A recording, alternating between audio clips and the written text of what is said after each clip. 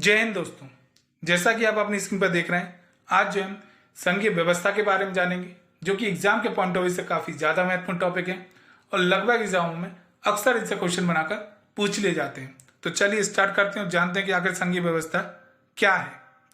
संघीय शब्द को अंग्रेजी भाषा में फेडरलिज्म कहा जाता है, जिसे लैटिन शब्द फोएट से लिया गया है, जिसका अर्थ है संधि या समझौता।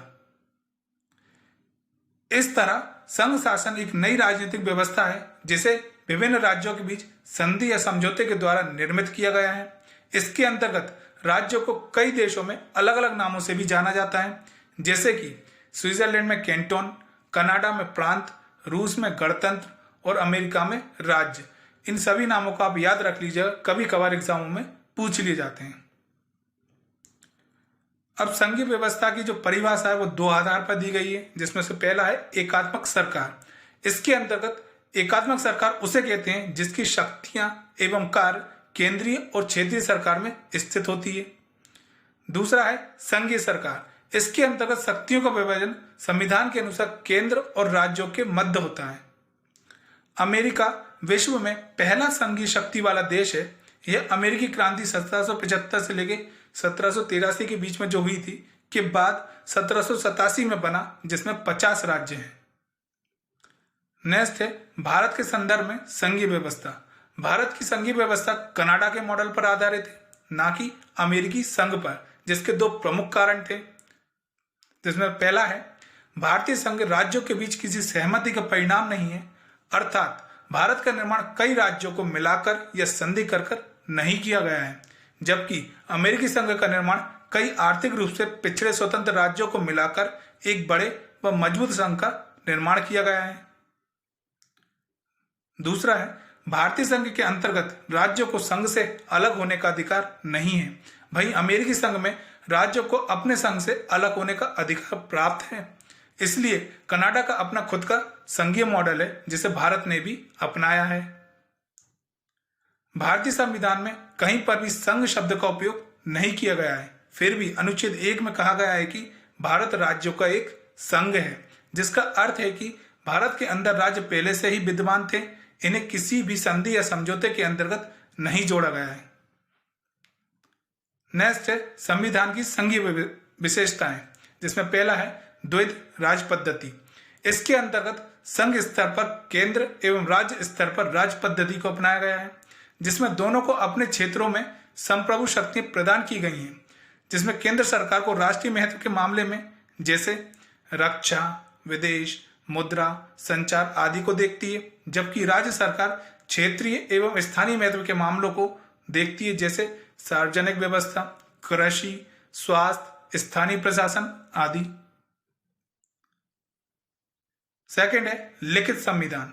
भारत का संविधान देश का सबसे बड़ा लिखित संविधान है, जिसमें मूल संविधान के अंतर्गत 395 अनुच्छेद, 22 भाग और 8 अनुसूचियां थीं, जबकि वर्तमान में 2016 से इसमें 450 अनुच्छेद, 24 भाग और 12 अनुसूचियां हैं, जिसमें केंद्रीय एवं राज्य सरकारों की शक्तियां एवं उनके प्रयोग का विस्तृत वर्णन किया गया है, जो इन दोनों में गलतफहमी और असहमति को उत्पन्न नहीं होने देता है। थर्ड है शक्तियों का विभाजन। संविधान में केंद्र एवं राज्यों के मध्य शक्तियों का विभाजन संवर्धित सूची के अंतर्गत किया गया है, जिसमें केंद्र सूची के अंतर्गत 100 विषय, मूलतः 97, मतलब जब संविधान का निर्माण किया गया था उस टाइम इसमें 97 विषय थे। राज्य सूची में 61 विषय और मूलतः 66 और संवर्धित सूची में 52 विषय और मूलतः में 47 हैं।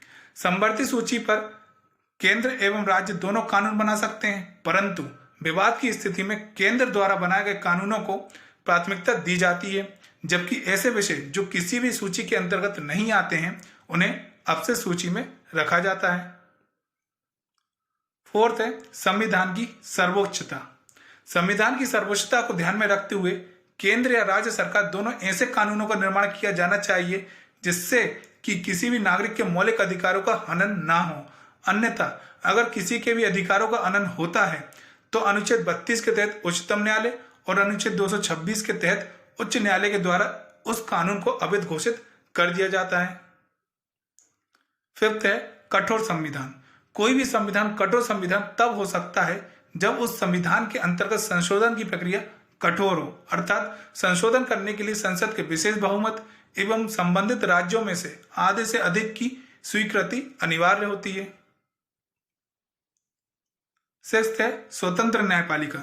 संविधान ने 2 कारणों से उच्च न्यायालय के नेतृत्व में स्वतंत्र न्यायपालिका का गठन किया है, जिसमें पहला है संविधान की स्वतंत्रता बनाए रखने के लिए न्यायिक समीक्षा का उपयोग करना। दूसरा है केंद्र एवं राज्यों के मध्य विवाद के निपटारे के लिए।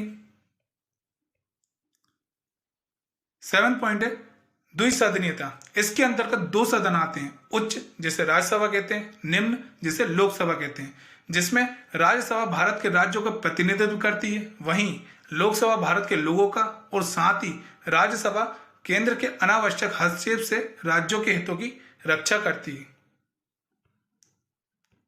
अब जानते हैं संघीय एवं एकात्मक सरकार में अंतर क्या क्या है।